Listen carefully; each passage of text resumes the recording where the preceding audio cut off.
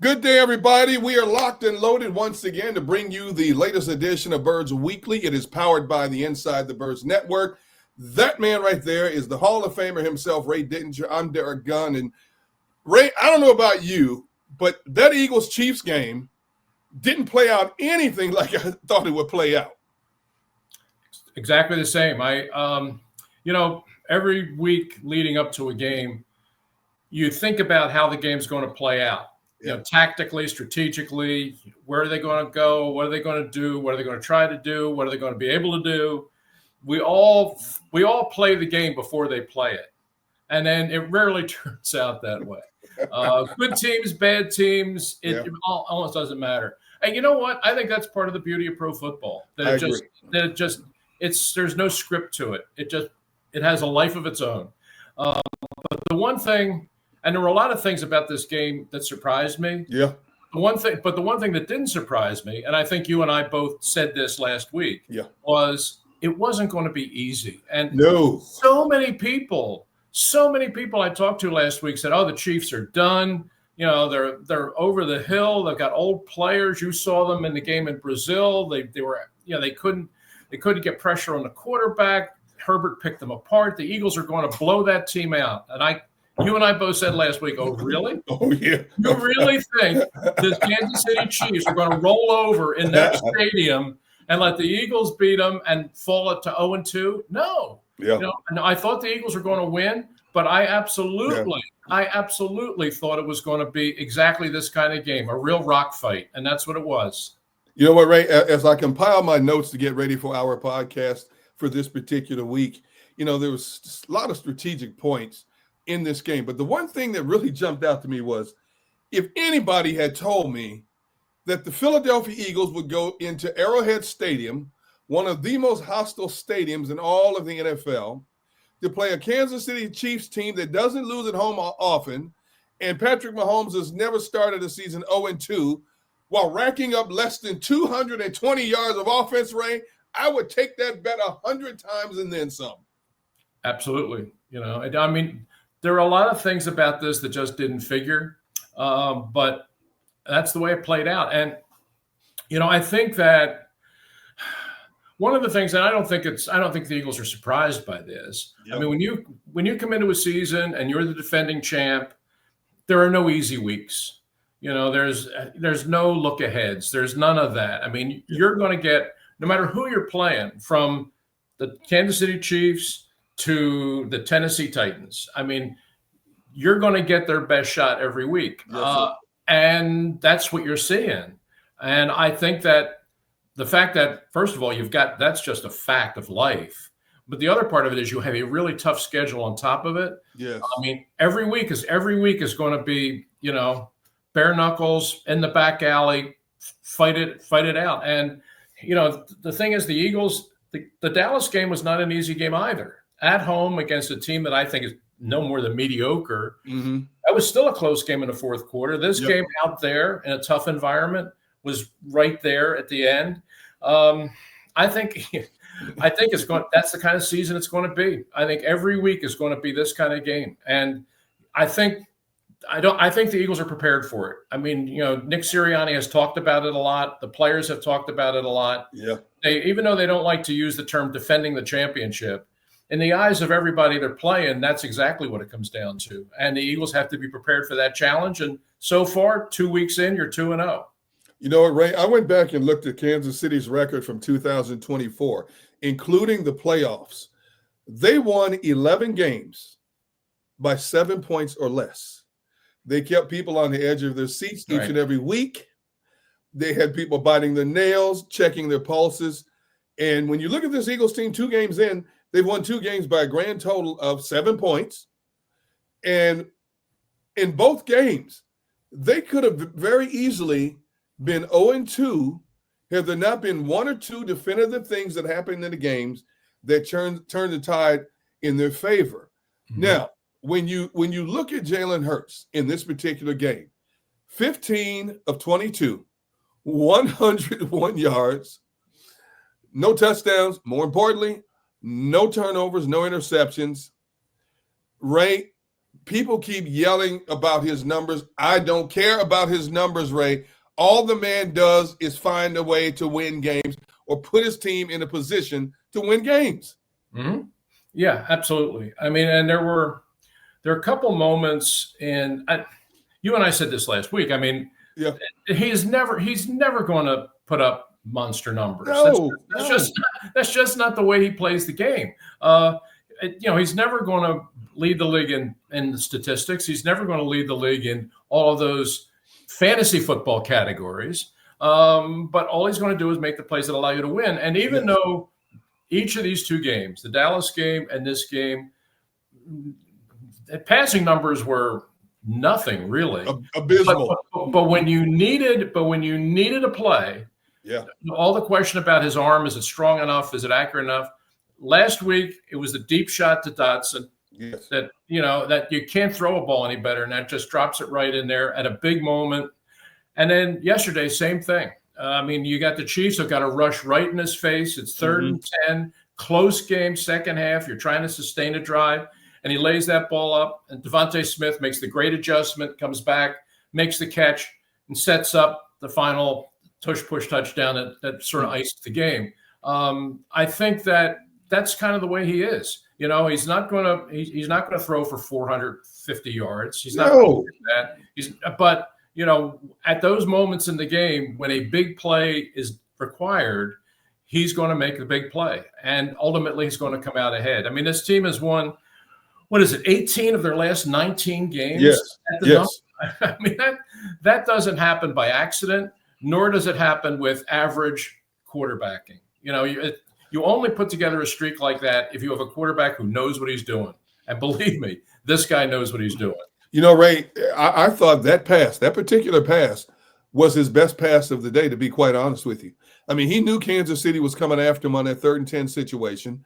And a lot of times quarterbacks, and I'm talking veteran quarterbacks, when they see a situation like that and they feel the heat, a lot of them will simply chuck and duck, right? And avoid a hit. This man stood tall in the saddle, lofted a beautiful ball. Za'DariusSmith was covered by one of the best cornerbacks in the game in Trent McDuffie, made the body adjustment and brought it down to set up for that defining touchdown. You know what? Everybody talks about Jalen emerging as a pocket passer. I think that particular play defines the fact that he has matured and arrived as a pocket passer. He's not just this running quarterback. He's not just this scrambling quarterback, but he can stand in there tall when the pressure's bearing down on him. Yeah, he's really developed that part of his game. I mean, that patience and that presence in the pocket to be able to hang in there and make those kinds of throws, which you have to make to win games in the NFL. Because, I mean, you can have mobility. I mean, you can be able to run and get out of the pocket and make throws and also turn it up the field and get first downs. And he can do all that. But you still have to make those kinds of throws. They are still part of the NFL quarterbacking playbook. And when he first came up into the league, that was really kind of what he had to learn, was to make those plays inside the pocket. And he's shown you now pretty much week after week, not that he does it all the time, but when he has to do it, he can do it. And yesterday he did it in a spot that really was critical. Ray, I look at DeVonta Smith. Here's this little thin, wispy guy, takes a lot of big hits, but he's like that old commercial, takes a licking but keep on ticking. His body control is simply a beautiful thing to watch. When you have your momentum going full bore one way, the way he can pirouette and come back to a football, it's a beautiful thing to watch, because you have a lot of great receivers that do similar things. But here's a guy, he's not the biggest guy, he's not the most physical guy, but he uses every attribute that God has given him to the fullest advantage. Yeah, he just has a great sense of where the ball is and how to go get it. And that was you're right. I mean, he's covered by one of the best corners in the league in that situation, one-on-one down the field. And McDuffie will win that most of the time. Absolutely. He was in position to this time. But DeVonta saw where the ball was, found it, tracked it, and then just dipped back inside and got himself in a position where it actually looks like an easy catch, but of course it isn't. But I mean, it came at an absolutely critical time. Yeah. And Hurts was, pressure was right on him. and he just laid it. It was one of those where I'm just going to lay it up there and trust my guy's going to go get it, and he did, and it was a big play. I mean, if you're trying to measure big plays, chunk plays, whatever you want to call it, the Eagles aren't really that kind of team. No. You know, but in situations where they need to make those kinds of plays when they called for, they can do that. And yesterday was, I mean, that was one you just had to grind out. I mean, you just had to grind that one out. And, you know, the Chiefs, you know, right now they're 0-2, and that's a battle. You know, I look at September, early season pro football, the way it is, the way the league is set up now, the way teams go through preseason, the way teams go through training camp.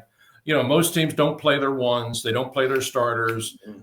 Some of them the guys don't even practice all that much. I mean, the Eagles this summer, if you went out, I mean, A.J. Brown didn't practice half the time, much less didn't play the games for sure, but didn't even practice that much. So there's no way you're going to go into the season clicking on all cylinders. You're just not. So this time of the year, these kinds of games, you know, this is not ideal hot take football. You know what I mean? Right. In the society that we live in today, the way journalists are and the way people on talk radio are and the way the writers are, and everybody wants to make these snap judgments about everything. You know, what's right, what's wrong. Well, right now, you're not that team yet. But what you have to do in these weeks, moving forward, they're going to get better week by week. You know they will. But what you have to do in these weeks, while you're still putting everything together with the new offensive coordinator, that's part of it. While you're putting this together, the key, just win the game. Okay? Yes. Just win these games. The thing you can't afford to do is like lose a couple of these games and then put yourself behind so that the second half of the year you're trying to dig your way out of a hole. You know, I mean, the coaches down there today with the players in the meeting rooms, they're pointing out all the things that they did wrong. And they're saying that we got to do this better. We got to do that better. And they're right. They do. But the fact of the matter is you got the 2 wins, okay? So you just keep stacking the wins now, get those wins, and then week by week get your game better so that by the second half of the year, you're where you want to be in terms of the standings, but you're also playing better football leading into the postseason. Hey, I'm all about the good, the bad, the ugly being accompanied by a W. If that's the way you're going to play the entire season, so be it. Now, I have no problem with it. Right. Me either. Hey, look, when you look at Patrick Mahomes, it was like at times 1 playing against 11. I mean, he did everything he could possibly do. You could tell he was shorthanded, short 2 premier wide receivers, and Rashee Rice, and of course Xavier Worthy. Do you think if you'd have those 2 receivers at his disposal, the outcome might have been a little bit different? You can't say no. I mean, there is not that Hollywood Brown and Juju Smith-Schuster are bad receivers. They're not, but they're not Rice and Worthy. No. I mean, so it became a whole different proposition when those 2 guys couldn't play. And I know that late last week there were reports coming out of Kansas City that Worthy was practicing on a limited basis, and I really didn't think they were going to play him. I really didn't, and I'm kind of glad they didn't, because I definitely think it helped the Eagles' cause. But you know, you see with the Chiefs right now where they are as a team. Yeah, they got some issues. They really do. And this is 2 games that played now, and in both games, Patrick Mahomes was their leading rusher. Yes. You know, now how many weeks is that going to be? I mean, the way their running game looks right now, half the games he might be their leading rusher, and that is not a formula for a team to go deep into the playoffs or win a championship. You know, Patrick Mahomes, he needs that. He's a great player for sure, but he needs all parts of that offense functioning right now. And they just, Pacheco and Hunt, they just aren't getting it. And the only thing they're getting on the ground is what Mahomes can give them. And week after week after week, that's going to be a hard thing to sustain. You know, if there's one thing Andy Reid has been known for, it's always been building solid offensive lines. And I think the offensive line right now is their biggest problem. They're starting two rookie players. They have 3 holdovers from a season ago, but 2 rookie players. And I don't think there's a continuity and a fluidity in this offensive line yet. They're not opening holes in the running game. Mahomes is scrambling for his life. How many times did we see him where he barely had time to set his feet, just like the Super Bowl, had to take off and run?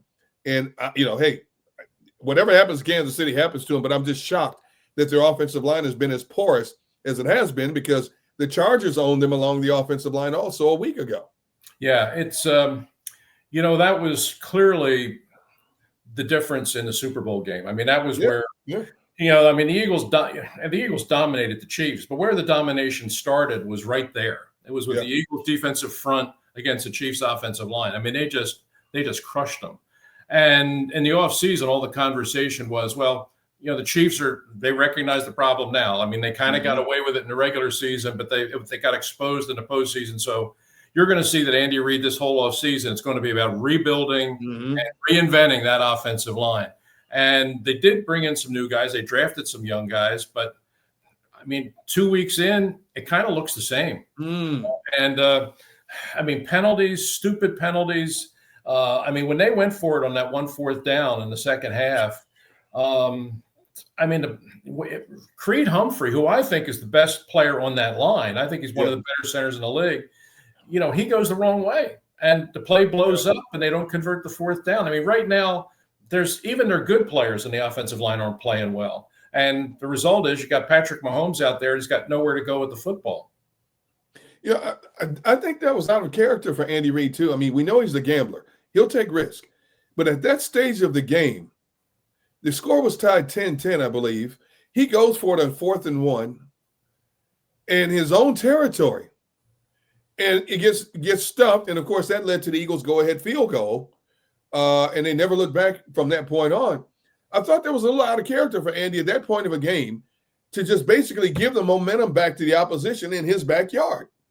Yeah, very out of character. I mean, from the coach that we knew in Philadelphia. Yeah. There were situations. How many times were we saying, he's got to go for it now? He can't kick the ball away. He might not get it back. And most of the time he didn't. Remember that? But he, in that sense, he played it very much by the book.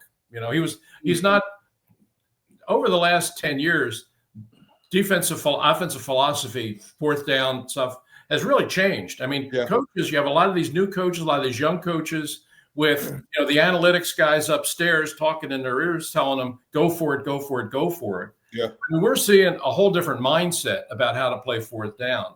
And Andy's maybe a little bit more inclined to do it than he was back in the day, but still, given where they were there, that field position and everything, I was very surprised. And it turns up they run it and they didn't get it. Well, as you and I discussed last week leading up to this game, the one thing that did not surprise us was the fact that we knew Kansas City defensively was going to make the concerted effort to stack the line of scrimmage and keep Saquon from getting 100 yards. He had 88. He's getting closer to that century mark, but I think there's something missing from the Eagles' offensive line as well, whether it's sustaining blocks, whether it's somebody's missing something on the calls. But in 2 games, that offensive line hasn't been as dominant as I thought it would be. Now, they faced defenses stacking the line of scrimmage a year ago, and they were still able to blow people off the ball. Right. Dallas is not a great defensive front. They were able to hold their own in the trenches. Kansas City is a very good defensive front. They were able to hold their own in the trenches. From your perspective, and maybe I'm missing something, but what is missing from this Eagles offensive line right now? I haven't had a chance to go back and rewatch this game, but I want to, and I will, just to see exactly what's happening up front. Because when I went back and watched the Dallas game, frankly, the Eagles offensive line, not sugarcoat, they didn't play well. Yeah. Okay? And you're not used to saying that about the Eagles offensive line because they've been so good for so long. But in the Dallas game, they flat didn't play well. Mailata missed a couple blocks that he normally makes. Lane Johnson, who never makes a mistake, made some. Dickerson, I think we both know Dickerson's playing through some stuff. Right? Hurt, yes. So physically, he's not 100% even close to it. I give him credit for gutting it out, but it's clearly he's not the player right now that he's been in the past. And Juergens against Dallas, I thought he played poorly, to be honest with you. The guy who played the best on that offensive line was Steen. Yes. Which, when you look back on it, he's the only one of the 5 that actually played in the preseason. I mean, they played him some in the preseason. And I think as a result, he's right now maybe a little more ready to play than they were in week one. Now, that'll change as we move forward. I mean, Mailata and Johnson and those guys, they'll start playing like the players have been. But week one, they did not have a good game. And it was partly reflected in what was happening with Barkley. Now, Barkley didn't have a big game against the Chiefs, but he got his 88 yards. Now, they were a tough 88 yards. Oh, my goodness.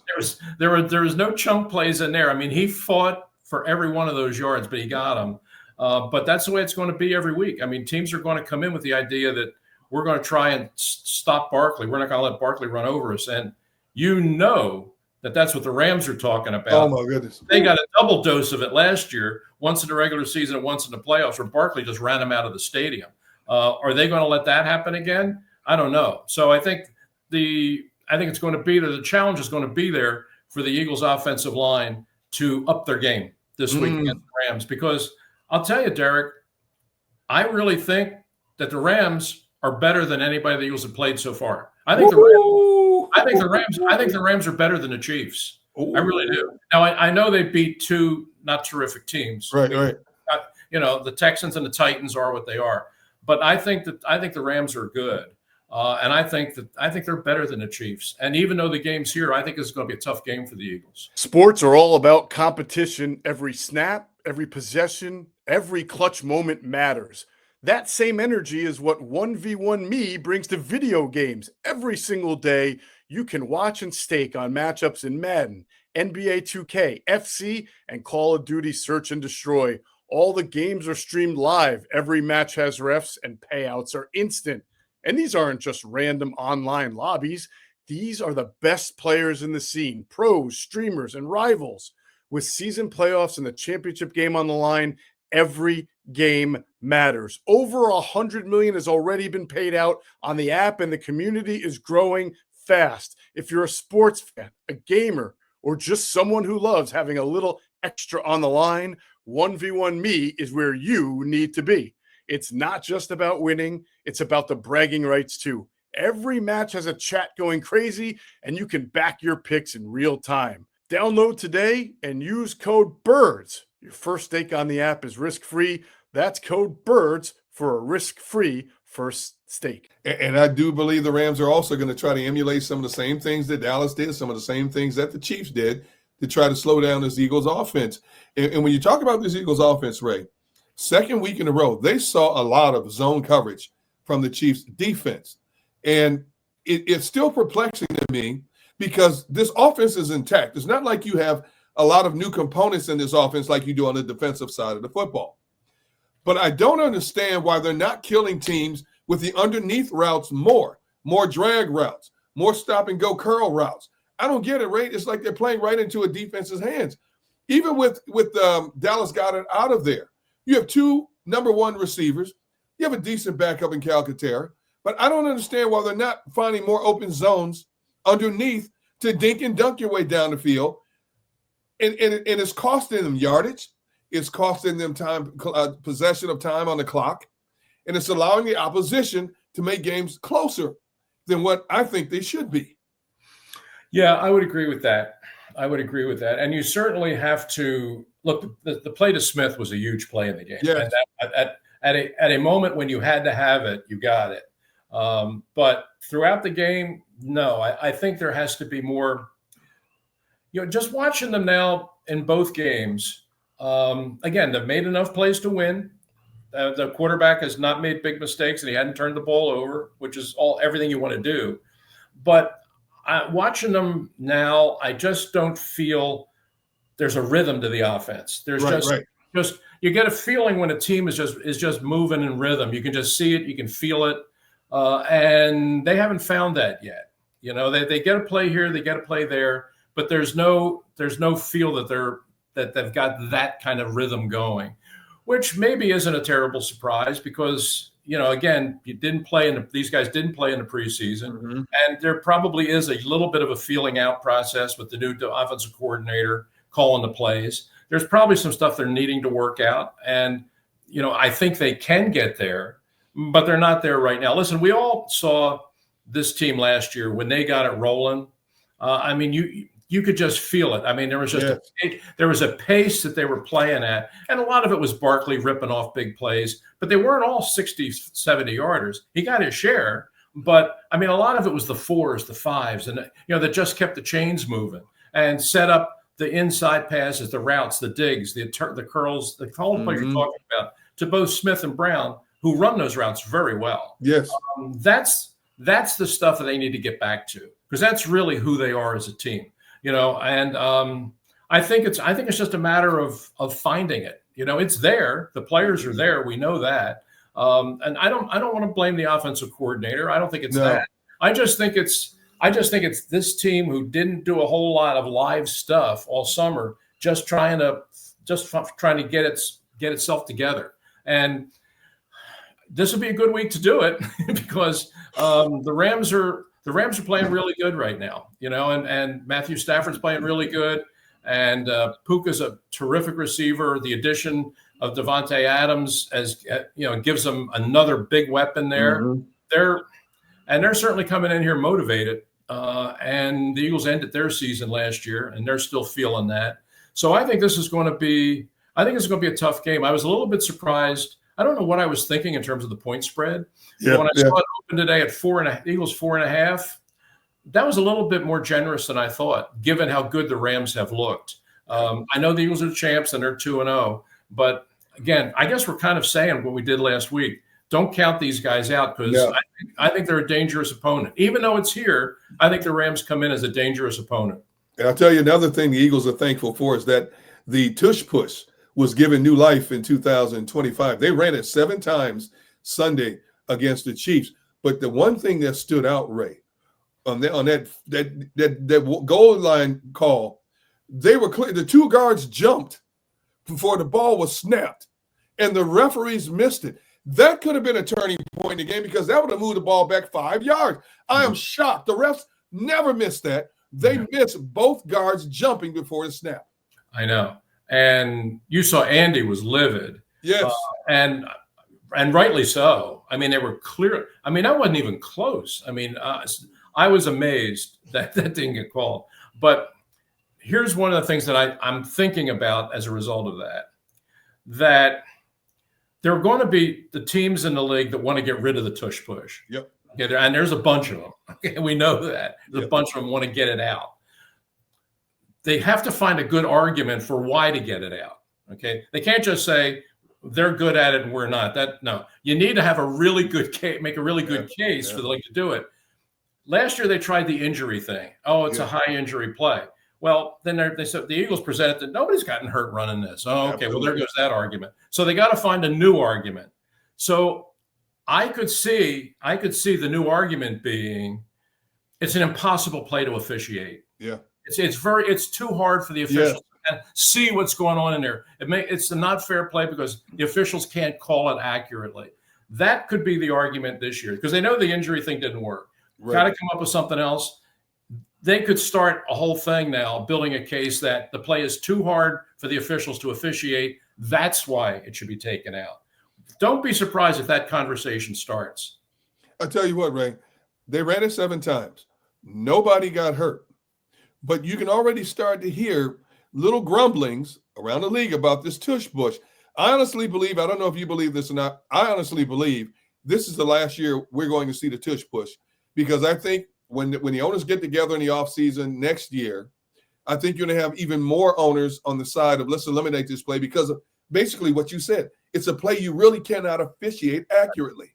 Right. Well, I mean, you only survived by 2 votes this year. Yep. And I really thought, based on what I was hearing from people that I know that are in the league that are pretty high up, they're usually pretty plugged in. Yeah. Before the owners' meetings, they said it's going to get overturned. I mean, the Packers who are the ones who have been really out front on this. Yep. And they said the Green Bay's been twisting a lot of arms, calling in a lot of favors, and they finally have their votes. Because remember, they didn't take the vote at the owners' meeting. They called a special meeting like a month later. So what that really was Green Bay, Mark Murphy, the guy that runs the Packers. Yeah. He was talking to everybody at the owners' meetings, and he realized, I don't have the votes right now, but give me another month to actually start twisting people's arms, and I can, if we meet in a month, I can have it done by then. And people were telling me that he's going to pull that off, that when they meet again and they have the vote, it's going to get overturned. And it didn't.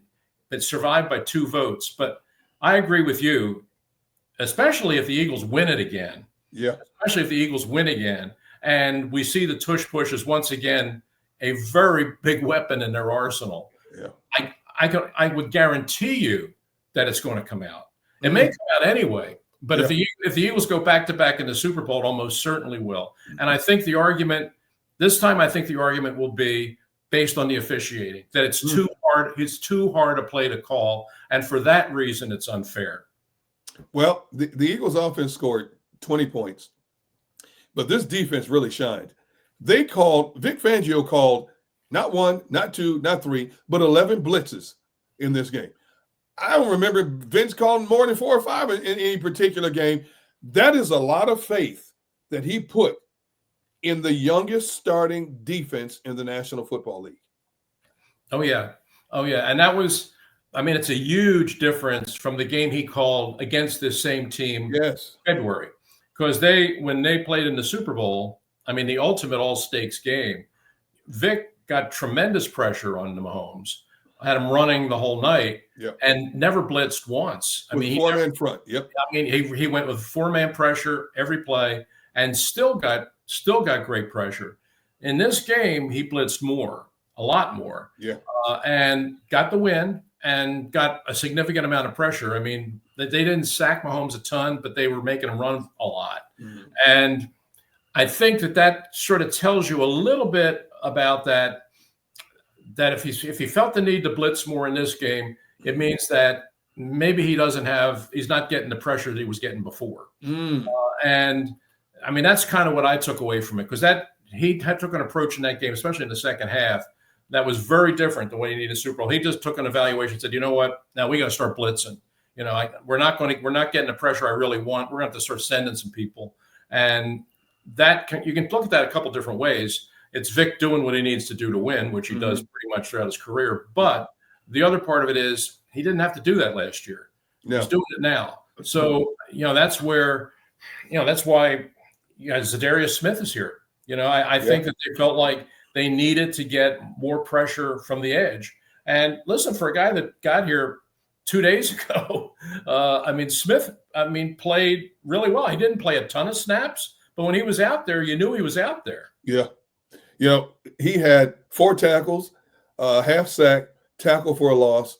Not bad for a 33-year-old who was sitting at home waiting for somebody to give him a call. Kudos once again for Howie for identifying we needed help on that particular side of the field and going out and getting a guy, probably got him at a bargain basement price at this particular stage of the season. But, man, he hits the ground running, and he made his presence felt right away. Yeah, that's – hand it to Howie, He's sitting there. He's got the, Super Bowl champs. They won it. He's executive of the year. And the guy is not resting on his laurels. No. He is – every day, he is looking at that roster and he's looking at that team and he's looking at the personnel chart up on the wall and trying to decide, okay, how can we improve this team now? Well, who's up there on that board that I can bring in that can make us better, like right now? Tank Bigsby, here, bring him in. I'll tell you, that's why Howie has really grown into this job of general manager / personnel chief. And everybody in the league talks about it. Is Howie it's like he never sleeps. Even though they're the defending champs, he never takes a day off. He's always looking for ways to improve this team. And bringing Smith in, you saw it in just one game. He's already made his presence felt. You look at Jalen Carter. He gets fined, didn't get suspended. Thankfully, the Eagles had him at his disposal. How much of a difference did he make in the trench warfare against the Chiefs Sunday? A lot. Yeah, a lot. You saw that he got 3 or 4 quarterback hits. And you see on every play now. He's getting double teamed. And he's still getting pressure, but even when he doesn't get the pressure, he's creating opportunities for the other guys. He is right now, I don't think I'm overstating this by saying I think he's the most disruptive defensive player in the league right now. Well, I can't disagree. I really think he is. I mean, certainly at that position. I mean, you can argue maybe somebody on the edge. I can't think of him right offhand, but maybe somebody outside. But in terms of lining up in the middle, I can't think of another player in the league that causes as much havoc as this guy does. And he was playing his butt off in this game. And you know what Jordan Davis is too? Yes. I think Jordan Davis, we all know he lost 30 pounds and really worked to get himself in shape. But it's making a difference. I mean, he played because Carter got kicked out of the Dallas game. Mm-hmm. Jordan Davis had to play a ton of snaps against the Cowboys, and he played really good. 83%. Yeah. And he came back in this game and had another really good game. I think he's growing up and really beginning to grasp the idea of what it means to be a pro. Because that's what it is. I mean, college football is one thing, but the professional football is another thing. I mean, it's a job up here, and you got to be ready to go all the time. And some guys get that right away, and some guys have to grow into it. And I think Jordan has now kind of grown into it where he sort of carries himself and plays like a professional, And we always knew he had the ability, and he certainly had the size and the power. But I think you're seeing him take another step this year. And in the last two games, he's played a lot. They've needed him to play a lot, and I thought he's played really well. I'm glad you mentioned Jordan Davis. To me, Davis and Carter in this game showed what I call true grit, which is an old John Wayne movie. Mm-hmm. Davis in and out of there with cramping, and obviously had to do with the heat and humidity. It was 90 degrees plus in Kansas City. And how many times in the second half in particular did we see Jalen Carter holding his wrist? And they both fought through that stuff to help this team get that all-important W. Young players, but those are the type of things that you see in emerging young leaders. Mm-hmm. I agree. I sort of saw the same thing. And, those are tough conditions yesterday. I mean, playing in that heat out there, not easy. And listen, you're going to be going through the same thing in 2 weeks down in Tampa. I mean, you know what it's going to be like in Tampa in 2 weeks. I mean, that's going to be like a steam bath. And we've seen a lot of Eagles teams, early season games down in Tampa just wilt. Okay. And I mean, that's something you have to prepare for. I mean, you got to prepare for the Bucs. You got to prepare for Baker Mayfield. You got to prepare for that. But you also got to prepare for the conditions. You got to prepare for the heat and the humidity. Yeah. And they're going to face that in 2 weeks. They got to get past the Rams this week. And then you're going to be able to catch your breath because you're going to have to go down and play the Bucs the week after that. And that's going to be tough. And then the week after that, you got to play the Broncos. I mean, there's going to be no breathers in here for this team. But they've shown us through 2 weeks at least that they can still come out ahead. And that's, if you're going to defend your championship, I know they don't like to use that term, defend the championship. But if you're going to defend the championship or get back to the big game to play for the championship, these are the games that you have to win. Fourth quarter, Kansas City's on the move. I honestly thought they were about to go in and take the go-ahead score. Then lo and behold, they're at the 6-yard line. Mahomes goes to his favorite Kelsey. Ball ricochets off his hands right into Andre Makumba's hand. There he goes down the field, sets the Eagles up for a touchdown and puts them up by 10. That's the defining moment of the game. Ray, it was the only turnover in the game. But, boy, did that come at the most opportune time for this Philadelphia Eagles team when they could have been on their heels if Kansas City had punched it in for a touchdown. Oh, they were on their heels. Yeah. On their heels at that moment because the Chiefs had finally found a rhythm to their offense. And I think it was like 13-play drive, and they have it down inside. They're inside the 10, and they're in a position where they could take the lead, and that would have been tough. And it was when you watch that play, that is a Mahomes and Kelsey have completed that pass 1,000 times. I mean, that's one of their favorite little hook plays in the middle. And this particular time, Mahomes was a little bit hurried, threw it maybe a little too soon. Kelsey had not completely turned around to find it. Yep. He only instead of catching it, he only gets one hand on it, pops up in the air. And Makumba, who, the scouting book on him coming out of Texas was that this kid is always around the football. Yeah, That was what they said. It's very funny because when he was at Clemson, that really wasn't true. I mean, partly was the way they played him there. When he went to Texas last year, he became much more of a free safety kind of play the ball sort of guy. And he demonstrated a real instinct for being around the ball. He had 5 picks last year at Texas. And that was why the Eagles liked him. That was why the Eagles drafted him. And you saw that he didn't play a ton in the preseason, but the first game that he played in the preseason is one of his first plays is a pick 6. And then later there's a play where he strips and gets a fumble and recovers it. And then in this game, in a really critical moment, I mean, he comes up with an interception and a return that, I mean, there's a 14-point swing right there. That's right. That's 7 points that they don't get, and that's 7 that you do. That's right. You talk about a 14-point swing in a 3-point game. You know, that's if you want to identify the one big play of the game, that's it. And this kid made it. You know, the only thing I really liked him as a college player. I really did because of this instinct thing we're talking about.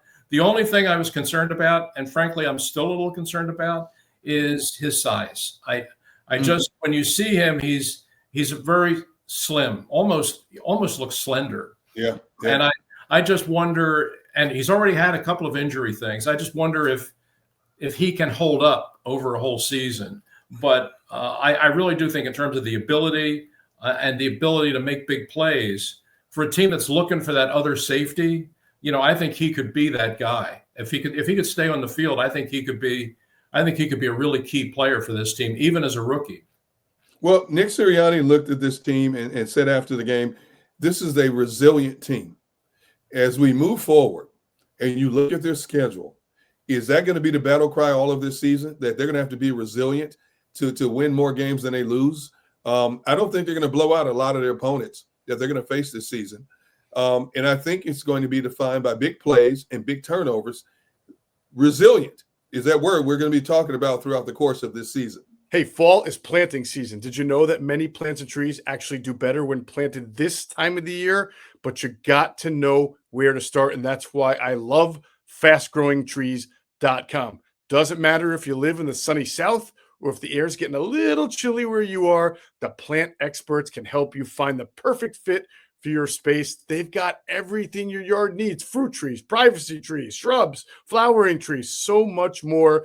And Fast Growing Trees makes it so easy for you to have your dream yard because you can order online and get your plants delivered directly to your door. If you're like me, you're tired of spending way too much money on landscaping. And if you walk into one of those nurseries and you look at all the stuff they have, you have no idea where to begin. That's why you need fastgrowingtrees.com. Doesn't matter about the size of your yard. They got over 6,000 plants to fit any space, and a 14-point quality checklist ensures you will get the best quality plants possible. This fall, they have the best deals for your yard, up to half off on select plants and other deals.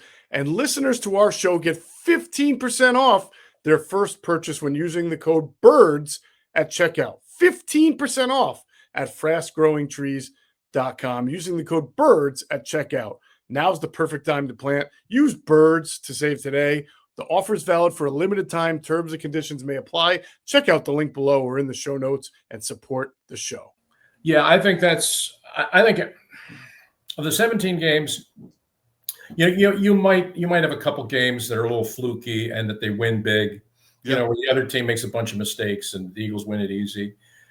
But I don't think many. I mean, I'd be willing to bet you, 14 of the games are going to be just like this. In the fourth quarter, it'll be a one-score game. Yeah. That's just pretty much the way the NFL plays out these days. I mean, most of your games tend to play like that, especially when you're the champ and everybody's gunning for you. But the key to the whole thing, and resilience, what Nick said, resilience is part of it. You have to have that. Mm-hmm. But the other part of it is just don't make mistakes. Just don't turn the ball over. And that's, the Eagles haven't done a whole lot offensively. They certainly haven't been spectacular. But the one thing you would say is they just haven't made any mistakes. Right. The quarterback hasn't thrown a touchdown pass. Okay, but he also hadn't turned the ball over. That's right. And so just be clean, be smart, be efficient. And I think that's the way this team is built. And with the talent they have, the players they have, and frankly, the system they have, they're going to hit their stride. You're going to see that. I mean, this time last year, they were on their way to 2-2, and everybody wanted the coach fired. I think we're past that point now. Right. But I think that you saw that last year this team started really slow before they sort of found their way or found their identity. I think we're in that phase now where they're trying to figure out kind of what they are.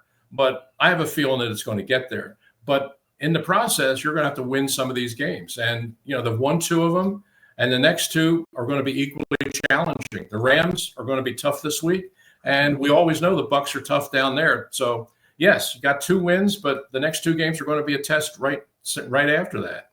Well, it wasn't pretty, but it was resilient. And more importantly, they're sitting at the top of the NFC East at 2-0.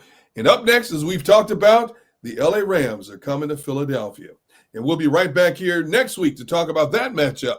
So until then, for Ray Didinger, I'm Derrick Gunn. Thanks for hanging out with us here on Birds Weekly. So long, everybody.